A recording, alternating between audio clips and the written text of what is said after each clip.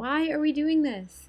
We are trying to experiment with transferring color or pigment from natural materials, which is a science goal.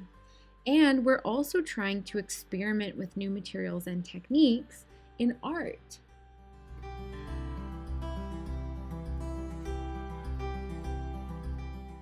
So our dyes have been sitting for 24 hours and the water is starting to look a lot more pigmented.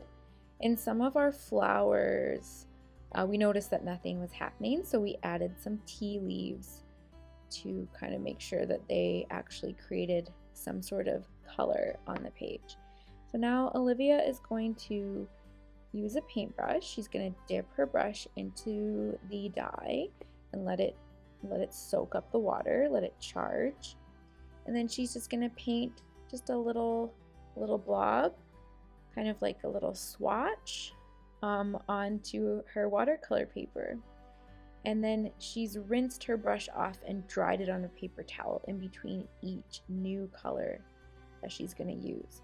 So we noticed that some of our dyes, when we put them onto the paper, as you can see like this one, it really looked like nothing. It looked just like water on the page. But then once it dried, it was much darker. So give your dyes a chance, go through and test all of them out and see if when they dry, they create a color on the paper.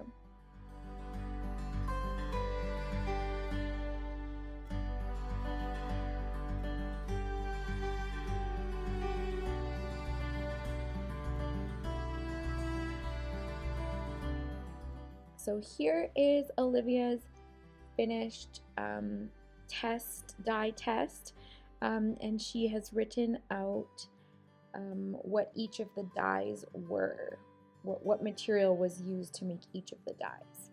So she's labeled them. And after we tested them out, then we strained them. We got rid of all of the material, the cabbage and the petals and the onion skins. We took that out, we strained it out, we threw it away. And I want to ask you, when you do that, what did you notice about the materials that were left over after straining? Maybe you can discuss this with someone at home. And after we strained it, we put them into containers so that we can use them later and they don't go bad or moldy or anything like that. So I'm storing them in the fridge.